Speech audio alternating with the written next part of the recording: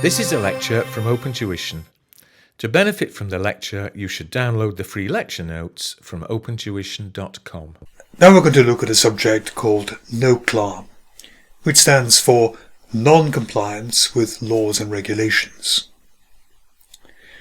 And this is defined by ISA 250 as acts of omission or commission, intentional or unintentional, committed by a client or those charged with governance, contrary to prevailing laws and regulations.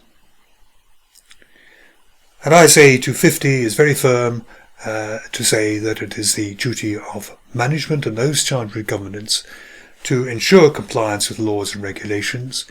It is not the auditor's duty, and indeed it even says that you can't expect the auditors to find every act of non-compliance.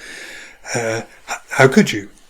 How could you, if you were auditing an airline, know all the huge number of laws and regulations about the maintenance of engines, the training the crew every 6 months, a year, whatever the period is, and the like? You can't possibly do that. So it's primarily management's responsibility to look after the company to make sure it is in compliance.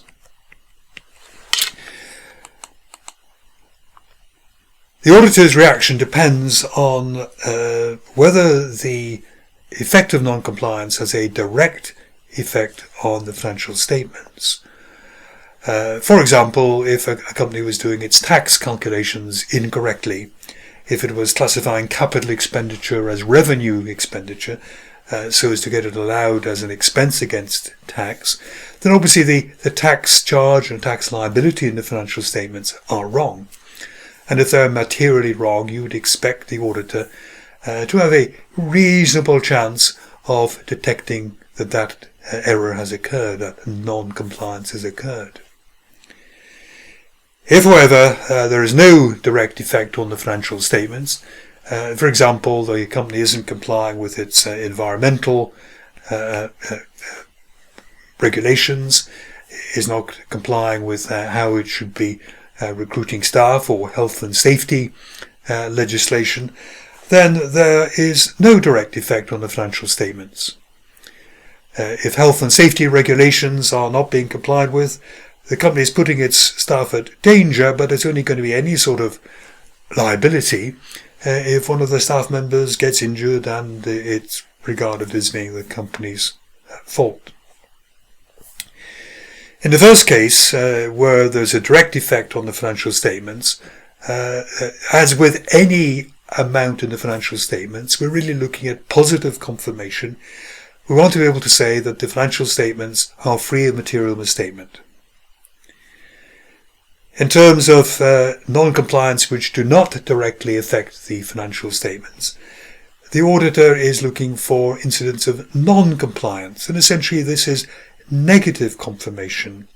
We're saying nothing has come to our attention which makes us suspect or allows us to identify non-compliance.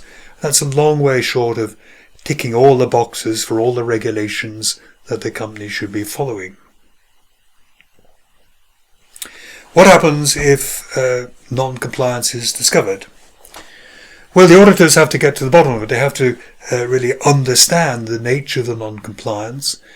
They would certainly have to understand the nature of any potential liability, because of course there may be an effect in the financial statements, a hard liability or maybe a contingent liability ought to be reflected there.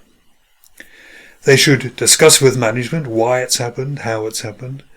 They should try to advise management that they really ought to stop this here. Try to deter management from doing it again. And we'll see in a moment, they should consider disclosing it. The audit opinion might be wrong.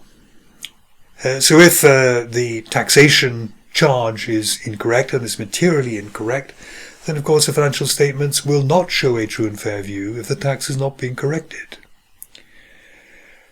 If you have detected non-compliance, you tell management and management says, are not interested, I will keep on not doing my tax calculations correctly, then the auditor's put in a difficult position.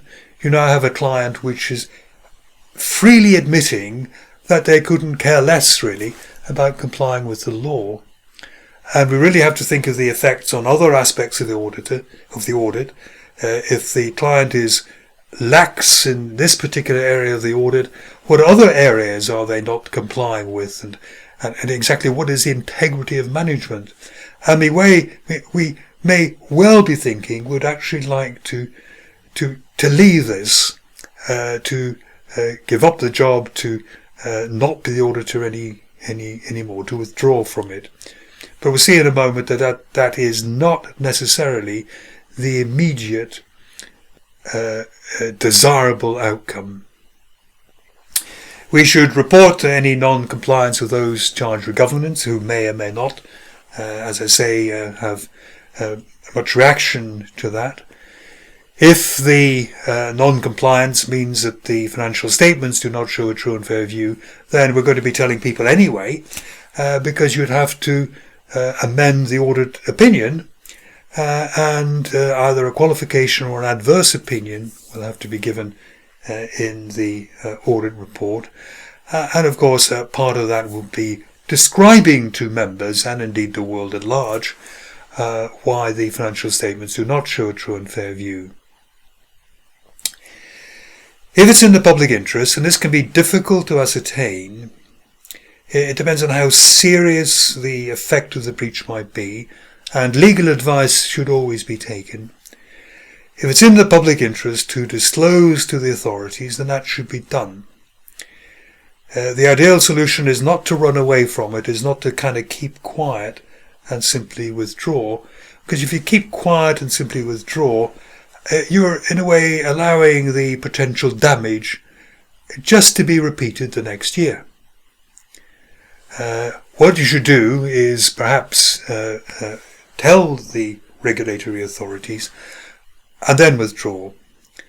But to withdraw is essentially turning a blind eye, and you're not really applying the fundamental ethical principle of integrity. The ACCA gives protection.